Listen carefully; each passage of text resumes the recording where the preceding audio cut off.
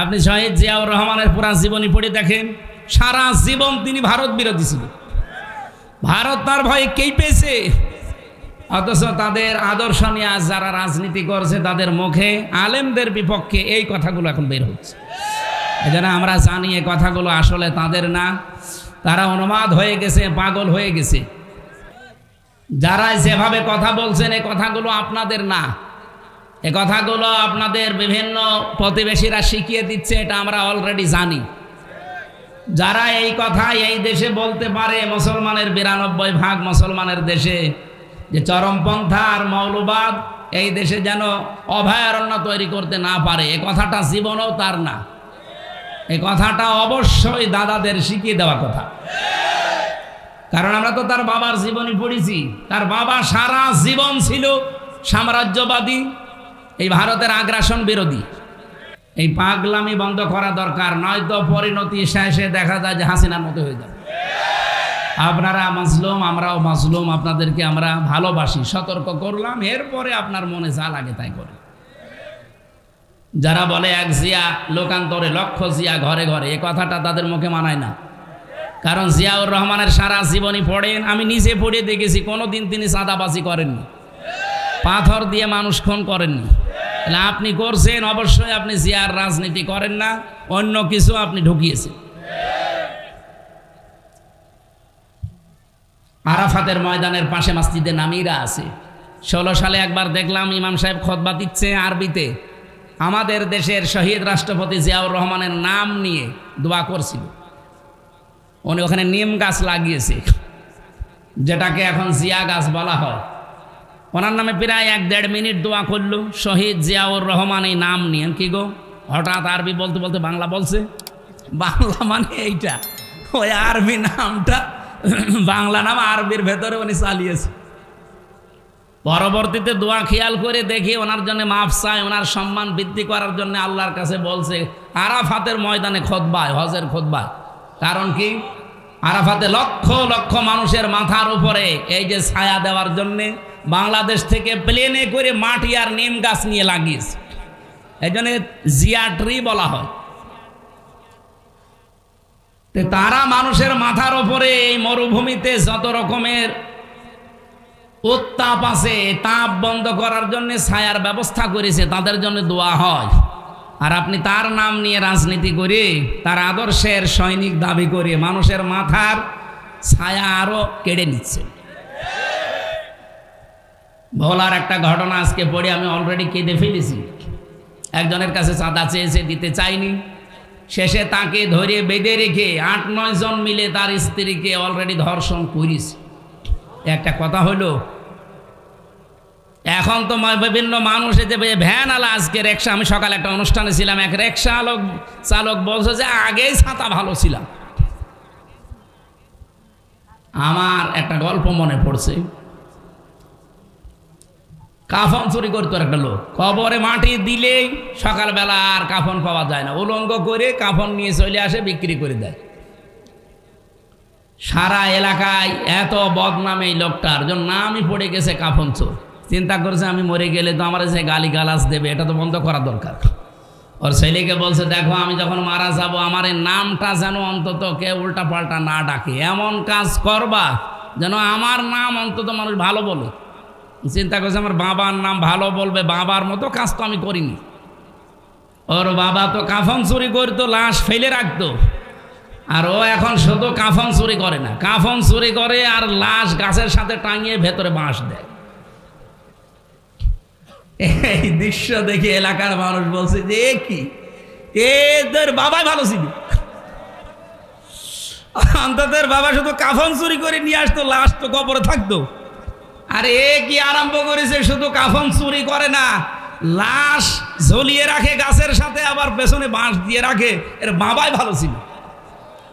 আমার তো মনে আছে 15.5 বছর যে জুলুম অত্যাচার নির্যাতন হয়েছে, 1 বছরে অনেকে তা ছাড়িয়ে চলে গেছে। এই জন্য ভ্যান চালক এখন বলছে যে ছাতা আগেই ভালো ছিল। এ কথা যেন আর সামনে না বলতে পারে, এ বিষয়ে সতর্ক হওয়া দরকার না? বৃষ্টি খুব জোরে চলে আসলো নাকি? আমার ভাইরা, আমরা যে কোরআনে কারিম থেকে কথা শোনার জন্য বসেছিলাম, এখানে মেন কথা ছিল আমরা বিশাল গিরিপথ এটা পার হয়ে আল্লাহর বানানো জান্নাতে যেতে চাই। এর 1 নম্বরে কর্মসূচি আল্লাহ দিয়েছেন ফাক্কু রাকাবা, দাস মুক্তি করার জন্য আপনাকে কাজ করা লাগবে। আও ইউতআমুন ফি ইয়াউমিন যী মাসগাবা, মিসকিন যারা অসহায় যারা এই মানুষগুলোর খাবারের ব্যবস্থা করা লাগবে, ছুটে যাওয়া লাগবে অসহায় মানুষের কাছে। অবাংলার মুসলমানেরা এটা যেহেতু রেকর্ড হয় সারা বাংলাদেশ ছড়িয়ে যাচ্ছে, আমি নিরপেক্ষ দৃষ্টি নিয়ে বলছি, আপনি বলেন এই যে কর্মসূচিগুলো বলছি 1 নম্বরে তারা দাসত্ব মুক্তির জন্য কাজ করবে। মানুষের ঘাড়ে যাদের শৃঙ্খলা পরানো আছে শৃঙ্খলা মুক্ত করার চেষ্টা চালাবে। আয়াতের তাফসির হয় 2টা। 1 নম্বরে বন্দি মুক্তিকরণ। আজ বিনা কারণে বাংলাদেশের 68টা জেলখানা আছে। এই জেলখানাগুলোতে বিনা কারণে অনেকেই বছরের পর বছর পড়ে আছে, কোনো অপরাধ না করেও পড়ে আছে। কয়েকদিন আগে একজন মুক্তি পেয়েছে, ফারাবি নামে, আমার সাথে ছিল জেলখানায়, ইসলামের পক্ষে লিখত, বিশ্বনবীকে কেউ গালি গালাজ করলে তাদের বিপক্ষে লিখত। এই লোকটাকে বিনা কারণে হাসিনা 11 বছর জেলের ভেতরে আটকে রেখেছিল দাদাদের নির্দেশে। এই লোকটা এখন মুক্ত বাতাসে এসেছে, আল্লাহ যেন তাকে কবুল করেন নবীর প্রেমে দিনের জন্য, বলেন আমিন। এরকম বহু মানুষ বিনা কারণে 1,10,000-এর উপরে ওই সময় আমরা জেলখানা ছিলাম সারা বাংলাদেশে, যারা বিনা কারণে এভাবে আছে তাদেরকে মুক্ত করার জন্য যারা চেষ্টা চালাবে। 2 নম্বরে মানুষের তৈরি করা আইন যারা দুনিয়ায় কায়েম করতে চায়, মানুষ মানুষকে মানুষের দাস বানাতে চায়, সেখান থেকে মুক্ত করে যারা আল্লাহর গোলাম আল্লাহর দাসে পরিণত করার জন্য চেষ্টা চালায়, এই কর্মসূচি যাদের হাতে আছে তারা সফল। বাংলাদেশে শুধু আমার দৃষ্টিতে দেখেছি যারা ইসলাম নিয়ে রাজনীতি করে তারাই শুধু এইটা চাচ্ছে যে আমরা মানুষকে আল্লাহর গোলাম বানাতে চাই। যারা মানুষকে মানুষের গোলাম বানাতে চায়, মানুষের দাস বানাতে চায়, তারা জীবনেও সফল হতে পারবেন না। চর্মচকে হবে হয়তো মনে হবে যে আমি সফল হচ্ছে, কোরআন বলছে না, যারা মানুষকে মানুষের দাসত্ব থেকে মুক্ত করতে চায় চেষ্টা করে তারা সফল হবে। এই হিসাবে তালিকা করলে আমি এখন দেখতে পাচ্ছি, আমি একেবারে সরাসরি বলছি বাংলাদেশ জামাত ইসলামী এইটা চাই।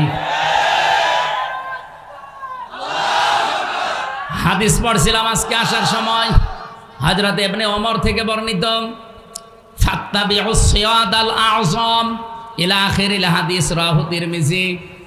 ইবনে ওমর রাদিয়াল্লাহু তাআলা আনহু বলেন, যাদের দ্বারা তাড়াতাড়ি ইসলাম প্রতিষ্ঠা করা তোমার এলাকায় সম্ভব হয় তুমি খুব দ্রুত তাদেরকে সমর্থন জানাও, ইত্তেবা করো, অনুসরণ করো। বাংলাদেশে 73টা দলের ভেতরে আপনি বলেন তো এই মুহূর্তে দেশ ছেড়ে দিলে ইউনিয়ন থেকে সংসদ পর্যন্ত আন্তর্জাতিক মহল পর্যন্ত চালাতে পারে এই দেশে যত দল আছে, আমার দৃষ্টিতে আমি দেখেছি জামাত ইসলামী। আপনার কাছে যাই মনে হোক এটা আমি পেয়েছি, ইউনিয়ন থেকে আন্তর্জাতিক মহল পর্যন্ত প্রত্যেকটা জায়গা। হ্যাঁ, অন্যান্য দলও পারবে, কিন্তু এরা আমি নিজে মিশে দেখলাম যে পারছে এবং পারার কথা। যদিও এখনো পর্যন্ত এদের সবকিছু হাতের আয়ত্তে এখনো দেওয়া হয়নি, এখনো দিগন্ত টিভি খুলে দেওয়া হয়নি, এখনো ইসলামিক টিভি খুলে দেওয়া হয়নি। এই কথা বলেন না কেন? অথচ আমরা দেখলাম 1 বছর 1 মাসের ভেতরে সময় টিভি ঠিক চলছে, শুধু হাত বদল হয়েছে। 71 টিভি ঠিক চলছে কিন্তু হাত বদল হয়েছে। ডিবিসি ঠিক চলছে, হাত বদল হয়েছে। আর টিভি ঠিক চলছে, হাত বদল হয়েছে। এগুলো যদি সব হাত বদল হয়ে চলতে পারে, দিগন্ত টেলিভিশন, ইসলামিক টেলিভিশন কি হয়েছে? এগুলো চলতে পারে না। মিডিয়া এত শক্তিশালী আপনি জানেন, একটা মিথ্যা কথা 10 বার বললে অনেকে সত্য মনে করে, আর ওরা ওই সমস্ত টিভি চ্যানেল দিয়ে একটা মিথ্যা কথাকে 100 বার প্রচার করে, এ দেশের মানুষ মনে করে না এটাই সত্যি।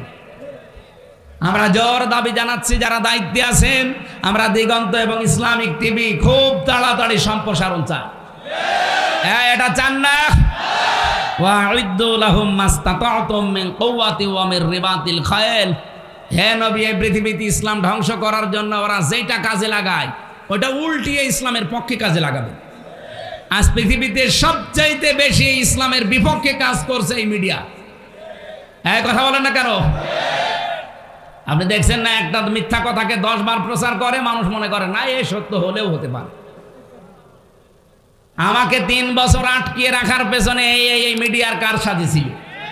ওরাই উল্টা পাল্টা করে কাটছাট করে 1.5 ঘন্টা 2 ঘন্টার আলোচনা 2-3 মিনিট 1.5 মিনিট ছেড়ে দেয়। আগের কথা নেই, পরের কথা নেই, আমার রিমান্ডে শুধু ওইটাই শুনিয়েছে। এখানে পেশাব করিবেন, না করিলে 50 টাকা জরিমানা। মানে কমা দেওয়ার কথা, আর ওরা দেয় কোথায়? এই জন্য মিডিয়ায় যারা কাজ করছেন তাদের আরো অ্যাক্টিভ হওয়া লাগবে, কারণ এটা ইবাদত। আপনাকে এই ক্যামেরা ভিডিও আপনাকে জাহান্নামে নিয়ে যাবে, এইটাই আপনাকে জান্নাতে নিয়ে যাবে যদি আপনি ওই মানের কাজ করেন। কথা বলেন। নুন আল কলামি ওয়া মা ইয়াসতুরুন। আল্লাহ বলেন কলমের কসম, এটা একটা কলম। এটা কলম না? কলম দিয়ে লেখকরা যা লেখে ওই লিখিত জিনিসের আল্লাহ কসম দিয়েছেন। সুতরাং উল্টা পাল্টা লিখে যাবেন মানুষের বিরুদ্ধে। সাত গায়ে জারিয়া যেমন আছে, গোনায়ে জারিয়াও আছে। অনেকে খালি সাত গায়ে জারিয়া শুনে পেয়ে আনন্দে থাকে, তো সাত গায়ে জারিয়া। আরে ভাই, গোনায়ে জারিয়া আছে, ওইটা আপনার কোন বাবা নেবে? এ বাংলাদেশে বহু মানুষ সাত গায়ে জারিয়া না করে আজ অনেকে গোনায়ে জারিয়া করে যাচ্ছে। এমন এমন কথা লিখে যায় একটা মানুষের, একটা দলের বিপক্ষে, যেই কাজ যেই কথা ওই লোকটা ওই দলের ভেতরে নেই। আন্দাজে আপনি এগুলো ছড়িয়ে যদি কালার করার চেষ্টা করেন, আপনি হয়তো মরে যাবেন আর 50 বছর পর, কিন্তু আপনার এই মিথ্যা লিখিত বই, মিথ্যা লিখিত পত্রিকা একই মরে যাবে।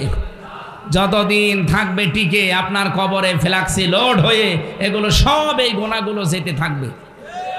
আপনি হয়তো মারা যাওয়ার সময় 50 মন গোনা নিয়ে মরে গিয়েছিলেন, কিয়ামতে যখন উঠবেন আপনার আমল নামায় দেখবেন 50,000 মন গোমা জমা হয়ে আছে।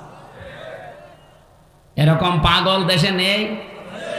ওই যে ফজু পাগল একটা আছে আন্দাজে। আমার মনে হয় ওরে বাইরে রাখলে দেশের ক্ষতি হবে, ওরে আমার পাবনায় পাঠানো দরকার। যারা আছেন কিশোরগঞ্জে ধৈর্য বেঁধে ওরে পাবনায় পাঠান, আমরা দরকার হয় কুকুর মারা ইঞ্জেকশন দিয়ে দিই, পড়ে থাক। তাছাড়া যত কথা বলে, আমরা 100 কটা কথা বললে 98টা মিথ্যা কথা, আর সব আলেমদের বিরুদ্ধে।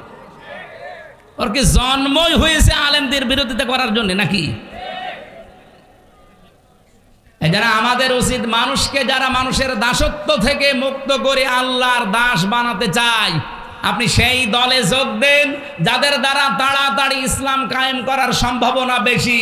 সেই দলে আসেন, আপনি সফল হতে পারবেন। এই আয়াত আর এই হাদিস আমি এখন বানালাম। বলেন বলেন।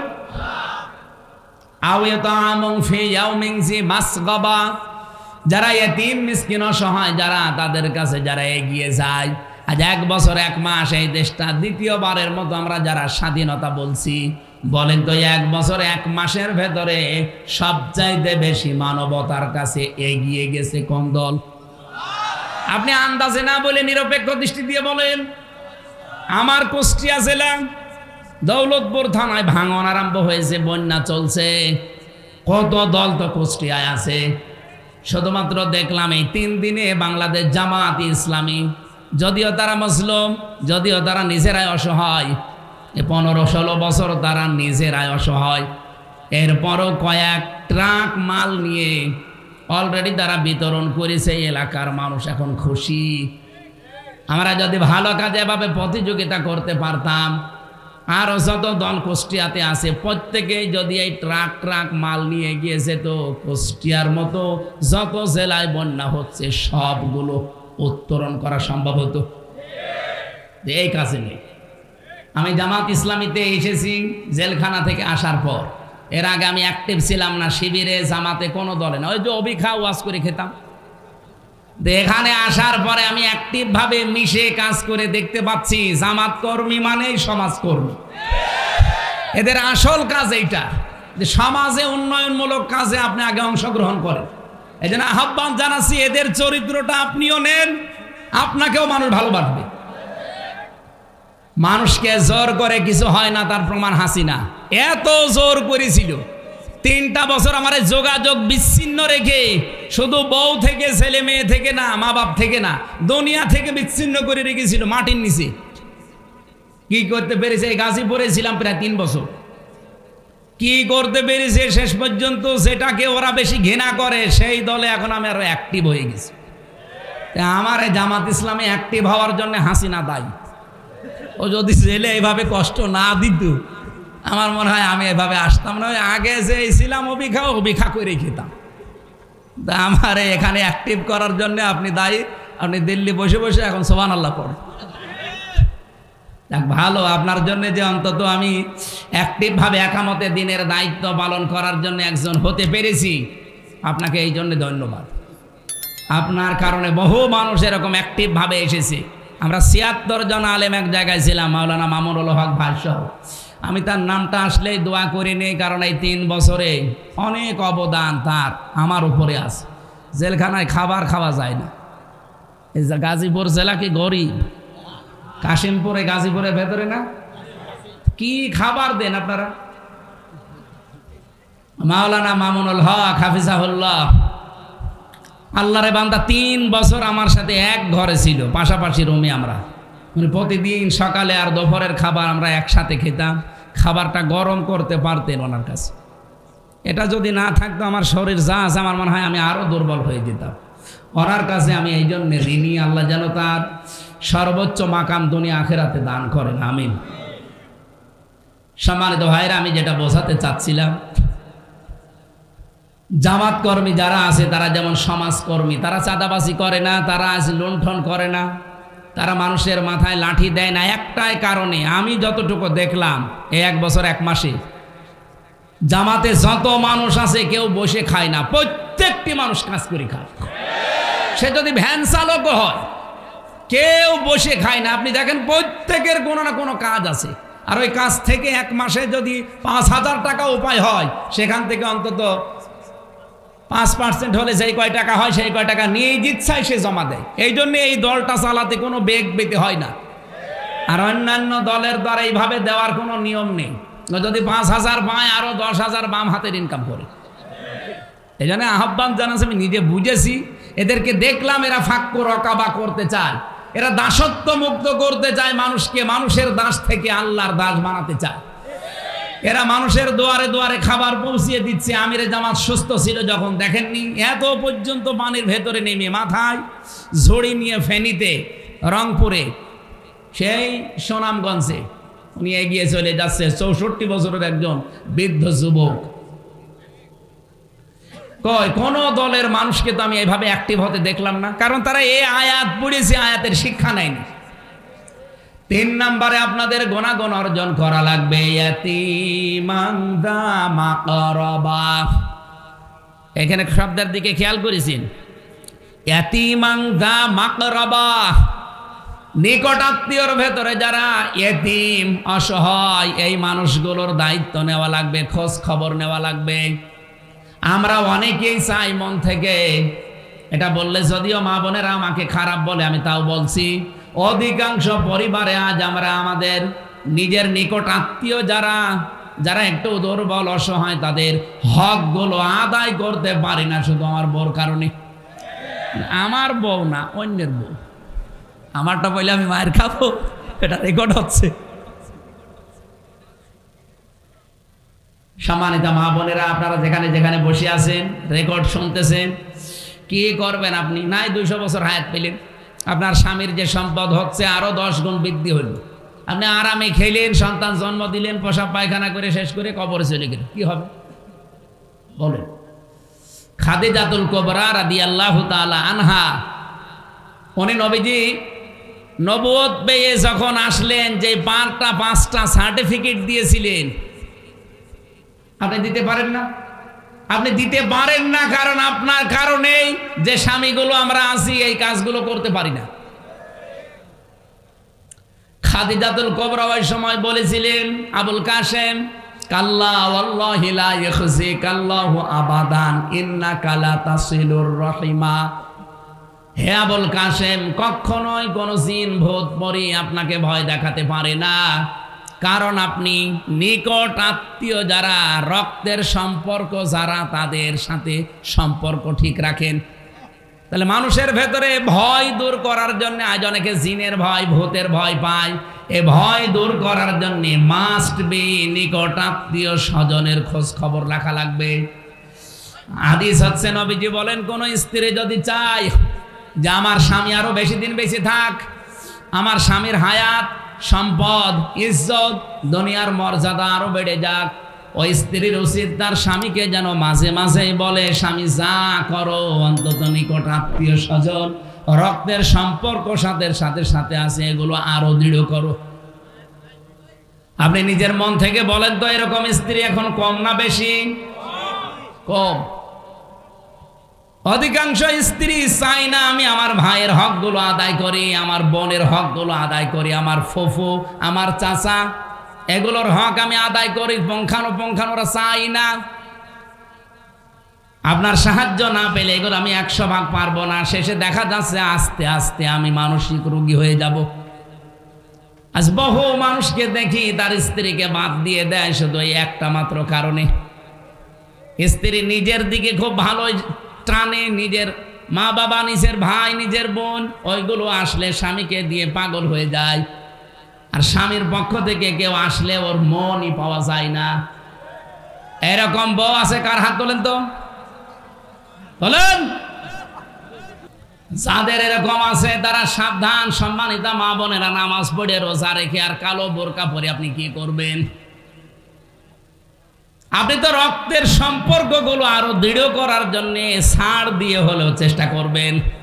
সফল আমাকে দেখতে চান, এইভাবে আমাকে সফলতায় পৌঁছিয়ে দেন। আও মিসকিনান দা মাতরবা, তোরব থেকে এসেছে। তোরব মানে ধোলা মলিন, ধোলা বালি।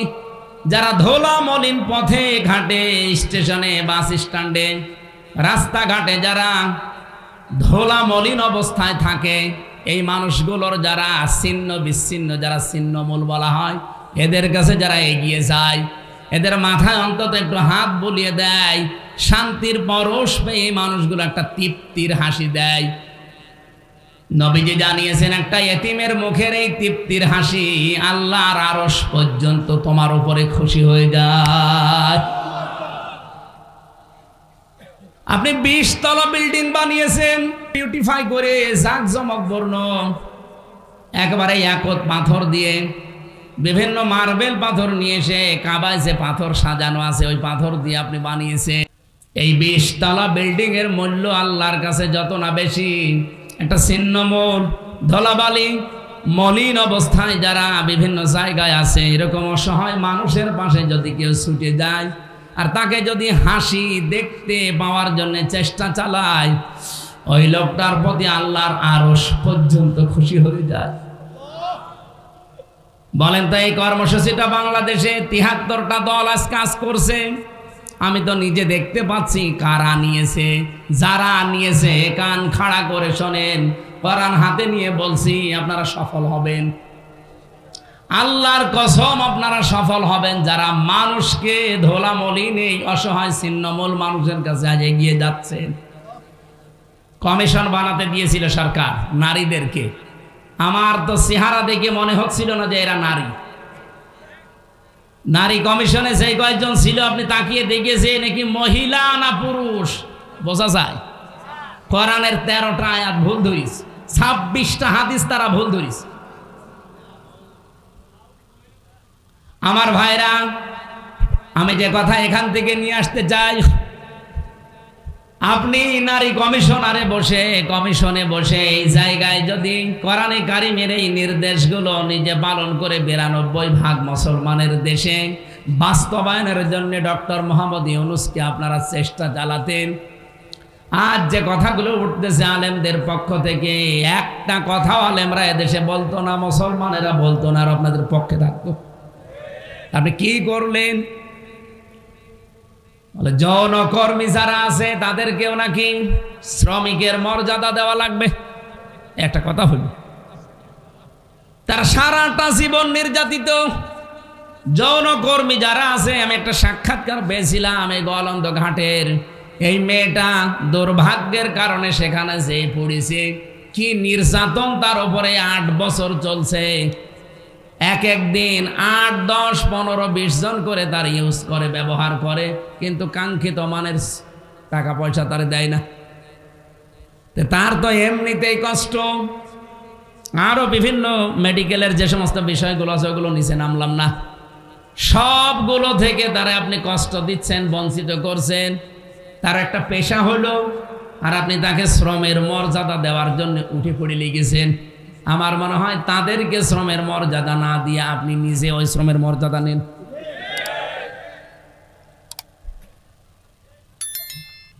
আমি আর বাকিটা বললাম না, যতগুলো পয়েন্ট আমি 318 পৃষ্ঠা পুরাটা পড়েছিলাম, প্রত্যেকটা লাইনে মনে হচ্ছে সব ইসলামের বিরুদ্ধে।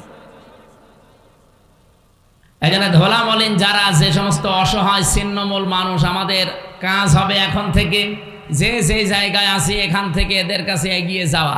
সুম্মা কানা মিনাল্লাযীনা আমানু ওয়া তাওয়াসাউ বিস-সাবরি ওয়া তাওয়াসাউ বিল মারহামা। এরপরে যারা ঈমান আনতে পারে, ঈমানের যে 4টা শর্ত আছে এগুলো মেনে যারা ঈমান আনে, আর যারা সবর, ধৈর্য এগুলো নিজেরা ধরে এবং উপদেশ দেয়। বাংলাদেশে এখন যে অবস্থা চলছে, আপনারা খোঁজ খবর রাখেন কিনা আমি জানি না, আমার এই ছোট্ট মাথার ভেতরে যতগুলো তথ্য আসতেছে, খুব গভীর ষড়যন্ত্রে আমরা এখন কিন্তু আছি, বিশেষ করে আমাদের এই দাদাদের দ্বারা। ওরা চাচ্ছে যে কোনো কায়দা এখানে একটা হট্টগোল বাঁধিয়ে আন্তর্জাতিক মহলের কাছে দেখাতে চায় যে দেশটা জঙ্গি রাষ্ট্র, এই দেশে টপিওয়ালাদের কাজ কারবার বেড়ে যাচ্ছে। আমরা এই জন্য খুব সতর্কতার সাথে পা ফেলতে চাই। কেউ যদি পায়ে পা দিয়ে ঝগড়া করতে চায়, দোলা ভাই বলে অন্তত ফিরে আসা দরকার এখন। ওয়াতাওয়াসাউ বিস-সাবরি, সবর ধৈর্যের সর্বোৎকৃষ্ট প্রমাণ এখন দিতে হবে। ওয়াতাওয়াসাউ বিল মারহামা, একে অপরকে রহম, এই যে রহম ছাড়া এখন আর উপায় নেই। আল্লাহ রাব্বুল আলামিন যে গুণাগুণগুলো কোরআনে সূরা বালাদের 11 থেকে 16 নম্বর আয়াতে দিলেন, এগুলো যারা পালন করতে পারে, রাব্বুল আলামিন জানিয়েছেন উলাইকা আসহাবুল মাইমানা, এরাই হচ্ছে সৌভাগ্যশালী ডানপন্থী, এরা জান্নাতি। বলেন আমিন। হাদিস পড়েছিলাম, খায়রুন নাস মাইয়ানফাউন নাস, উত্তম মানুষ ওইটা যার দ্বারা মানুষের উপকার হচ্ছে এবং হবে। নবীজি ইয়ানফাউ দিয়েছেন, এটা মজারে, বর্তমান ভবিষ্যৎ, প্রেজেন্ট ফিউচার। আল্লাহর নবী কিন্তু খায়রুন নাস মাইয়ানফাউল মুসলিমিন দেননি, যে মুসলমানের যারা উপকার করছে করবে তারা উত্তম মানুষ আল্লাহর কাছে না। নাস আছে, হিন্দু, বৌদ্ধ, খ্রিস্টান, মুসলমান যেই হোক, মানুষ যারা তাদের উপকার করবেন, তাদেরকে নিরাপত্তায় থাকার ব্যবস্থা করবেন, আপনি আল্লাহর কাছে উত্তম মানুষ। কালকে রাত 11টার দিকে আমার ঘরে একজন হিন্দু এসেছিল, আমি মনে করলাম যে মুসলমান হওয়ার জন্য এসেছে, না, এসে আমার একটা ভিডিও দেখাচ্ছে। কি ভাই নাম জিজ্ঞাসা করলাম, বলছে বিনোদ কুমার আগরওয়ালা, অনেক ধনী মানুষ কুষ্টিয়াতে। কি কি জন্য এসেছে, ওর নাম শুনে আমি এবার বুঝলাম যে ও আমার ধর্মের না, অন্য ধর্মের। আমার বলছে হুজুর আমি মুসলমান হওয়ার জন্য আসিনি, আমি একটা ভিডিও দেখাতে চাই। সেদিন যে হিন্দু, বৌদ্ধ, খ্রিস্টান এদের সাথে একটা আলোচনা ছিল, সেখানে বলেছিলাম যে ইসলাম যদি দেশে আসে তাহলে আমরা যেভাবে নিরাপত্তায় আছি, নিরাপদে আছি, ওনারা অনেকগুলো কথা আমাকে শোনালো যে আমরা এই এই এই এই ঝামেলায় আছে এই 15 বছরে সংখ্যালঘু হওয়ার কারণে। অভয় দিয়েছিলাম যদি ইসলাম দেশে আসে একবার, শুধু আমরা যেভাবে নিরাপত্তায় আছি আমাদের চাইতে কমপক্ষে 10 গুণ বেশি নিরাপত্তায় থাকবে। আমির জামাত ঘোষণা দেয়নি দেশে মসজিদ যদি পাহারা দেওয়া না লাগে, মন্দিরও পাহারা দেওয়া লাগবে না? বলেন বলেন। ওনাকে অভয় বাণী দিয়েছিলাম যে এই দেশে জামাত ইসলামের ঘোষণা, 300 এমপি তারা ঘোষণা দিয়েছে, যদি এমপি পাশ করে তারা আপনাদের ভোট নিয়ে আল্লাহর রহমতে 100 টাকা নিয়ে এমপি হলে 5 বছরে 1 টাকাও বাড়বে না, আর যারা যা আছে কমে যাবে। ওনার নাকি এই কথাটা খুব বেশি ভালো লেগেছিল, আমার ভিডিও দেখাচ্ছে। আমার ভিডিও না দেখে আপনি একটু মুসলমান হলে ভালো হয় না? আমরা শুধু মুখে বলা আমির জামাতের ঘোষণা শেষ করেই না, আমরা এটা কাজে দেখাতে চাই। আর দেশে আমি সারা বাংলাদেশ তো ঘুরছি, আমি দেখতে পাচ্ছি যে জোয়ার এবার উঠেছে। আমার মনে হয় এই জোয়ারে এবার ইসলামকে সংসদ পর্যন্ত নিয়ে যেতে পারে। আর একবার যদি নিয়ে যায় না, কিয়ামত পর্যন্ত ইসলামের হাত থেকে দেশ আর কেউ নিতে পারবে না, সে যত বড় ষড়যন্ত্র করুক না কেন। আমরা এবার একটু দেখানোর সুযোগ পেয়েছি, দল মত নির্বিশেষে ইসলাম যারা মানে। আগে একটা কথা ছিল যে দুইজন ইংরেজি শিক্ষিত মানুষ এক জায়গায় থাকতে পারলে টুপিওয়ালা দুইজন এক জায়গায় থাকতে পারে না, কিন্তু এটা ভুল প্রমাণ হয়েছে। এবার সব টুপিওয়ালা প্রায় এক জায়গায় এসে গেছে, কয়েকটা ছিঁড়া ছোটা বাদ দিয়ে। ওগুলো হুজুর না, ওগুলো খেজুর, ওগুলো ওলামা লীগের মতো, বালাম বিন বাওরার মতো, ফরিদ উদ্দিন মাসুদের মতো। ওগুলো আলেম বললে গোনা হবে, আলেম নামে ওগুলো জালেম। এই জন্যে দেখতেছি এখন সব যেহেতু এক হয়ে গেছে অলরেডি। মাওলানা মামুনুল হক মাঝে মাঝে খাবার খাওয়ার সময় আমার বলতো, হামজা কি ভাবতাম বাইরে, আরে ভেতরে এসে কি দেখছি। বাইরে আমি টুপি নিয়ে ফতোয়া দিতাম, জোব্বা নিয়ে ফতোয়া দিতাম, আর এখন এসে দেখছি জালেমরা সব এক জায়গায় করে তালা মেরে রেখেছে। আল্লাহ যদি বাইরে কোনোদিন নিয়ে যায়, যাই করি অন্তত এবার আমরা এক হব, সেইটাই উনি চেষ্টা চালিয়েছিল সারা দেশে। আমার মনে হয় সফল হচ্ছে এবং হতে যাচ্ছে ইনশাআল্লাহ। ইসলামের বাক্স আপনারা শোনেননি, এবার শুধুমাত্র একটা হবে। আমরা এই কথা এতদিন যে মিথ্যা কথা শুনতাম যে টুপিওয়ালা দুজন এক জায়গায় হতে পারে না, এটা যেন আবার মিথ্যায় প্রমাণিত হয়। আল্লাহ রাব্বুল আলামিন আমাদের এক এবং নেক হওয়ার তৌফিক দেন। আমার আজকে 5টা অনুষ্ঠান চলছে এটা নিয়ে, 5টা, সে সকাল 7টা থেকে আরম্ভ হয়েছে, এই 12টা 10 বাজে এখন। আমি এমনি রাতের খাবার খাইনি, এরপরে আমার আরও কিছু কাজ বাকি আছে, আমি আর টানতে পারছি না। কালকে সারাদিন ঝিনাইদহে সারাদিন ব্যাপী অনুষ্ঠান আছে। আবার আসলে পরিবেশ আমাদের অনুকূলে থাকলে আবার কথা বলবেন ইনশাআল্লাহ। আল্লাহুম্মা আমিন। লা ইলাহা ইল্লা আনতা সুবহানাক ইন্নী কুনতু মিনাজ জালিমিন। রব্বুল আলামিন, আলেমদের মর্যাদা সম্পর্কে যে কথা প্রথমে বলেছিলাম, আলেমদেরকে নাকি তুমি কিয়ামতের দিন আলাদাভাবে পর্দা দিয়ে ঢেকে বিচার করবে, জনসম্মুখে বিচার করবে না। আজ আমরা যারা এখানে আলেম বসে আছি, আমাদের এলেমের যে হক আমরা আজ অনেকে আদায় করতে পারি না। কিয়ামতের দিন আমাদের অপমানের কাতারে দাঁড় করিও না, গোপনে আল্লাহ চাদর দিয়ে ঢেকে গোপনেই তুমি আমাদেরকে তোমার গাফফার নামের খাতিরে মাফ করে দিও।